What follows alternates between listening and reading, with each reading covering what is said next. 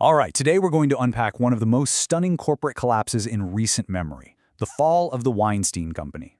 We're talking about a Hollywood powerhouse, a giant once worth $1 billion that basically just vanished.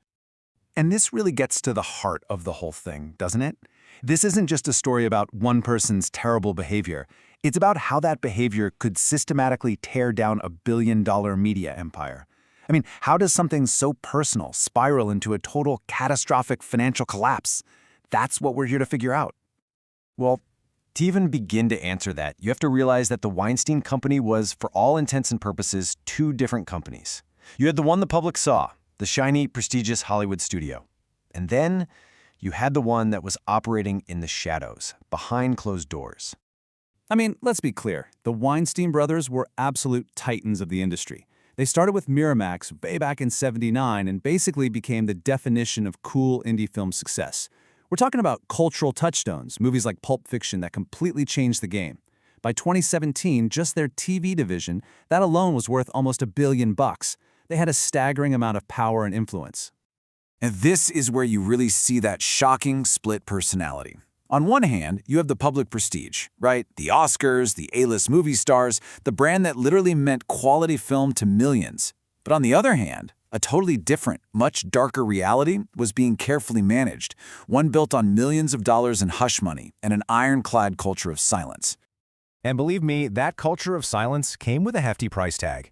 We're talking an estimated $20 to $40 million paid out in settlements. And this is all before the story ever went public. This money went to at least 8 accusers, and it was often paid out using company funds, cleverly disguised as things like loans or advances. So you might be asking, how on earth was this kept secret for decades? Well, the key weapon in their arsenal was the non-disclosure agreement, the NDA. Now, you usually think of NDAs as protecting business secrets, but here, they were twisted into a tool to enforce absolute silence, effectively muzzling victims and hiding this whole pattern of behavior from everyone, the board, investors, and of course, the public.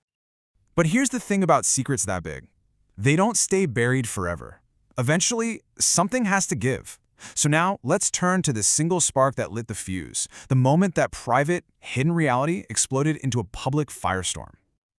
And this, right here, this was the tipping point. October 2017, journalists Jodi Kantor and Megan Twohey at the New York Times dropped an absolute bombshell of an investigation. It was meticulously researched, and it laid bare decades of allegations for the entire world to see.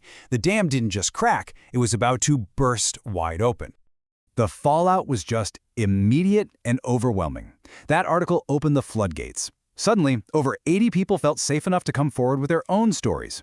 The company's hand was forced. They had to fire Harvey Weinstein, the guy whose name was literally on the building. The entire empire started to crumble, and we're talking a matter of days. Okay, so that brings us to the financial implosion itself. Because this was so much more than just a PR nightmare. This was a complete and total economic meltdown.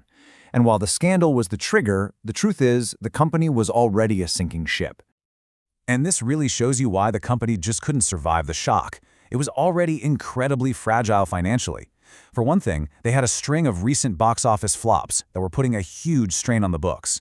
Then you had a board that, well, just wasn't doing its job to manage this massive risk. But the real killer? The company was absolutely buried in debt. Seriously, just let that number sink in. $400 million. That's the mountain of debt the Weinstein Company was already sitting on. It was a classic house of cards, just waiting for a strong enough gust of wind. And this scandal, it wasn't a gust, it was a hurricane. So think about it. Their brand was now radioactive. Partners were running for the hills, and they had that mountain of debt. The end was pretty much a foregone conclusion, and it came fast. Just 5 months after that New York Times article, it was official. The Weinstein Company filed for Chapter 11 bankruptcy. The sheer destruction of value here is just mind-boggling. You're looking at a company that was once valued at around $1 billion. And what were its assets sold for in the end? Just $289 million. That's it. More than 70% of its value. Just gone. Wiped out. And even that sale price didn't mean a clean ending. Not even close. The money had to be sliced up between the new owners, the people the company owed money to, a mountain of legal fees, and of course, a fund for the victims. But even that was complicated, with all sorts of legal battles delaying those payouts for a long, long time. So the collapse of this one company sent tremors through the entire industry. Tremors that, honestly, we're still feeling today. So let's zoom out for a second and look at the huge fallout from this. The lasting reckoning for Hollywood and really for everyone. The consequences were just immense on so many levels. Culturally, the #MeToo movement exploded into this massive global phenomenon. You had new organizations like Time's Up being created specifically to fight this kind of systemic harassment. Ideas like inclusion riders suddenly became part of the conversation. But there was also a very real direct economic pain. Over 200 people lost their jobs overnight, and the whole industry was forced to learn a very hard lesson. Toxic leadership isn't just bad for morale, it actively destroys the value of your creative work. And if there's one key takeaway from all of this, it's this. In an industry like entertainment, where your reputation is literally everything, toxic leadership is not just a moral problem, it is a direct, measurable threat to your bottom line and your company's very existence. Which leaves us all with a pretty big question for the future, right? As the industry keeps trying to figure this out, what's the real answer? Can you just manage this kind of risk with better insurance policies and tighter legal contracts? Or is a fundamental top-to-bottom change in the culture the only real way to protect both the people who work in this industry and the profits?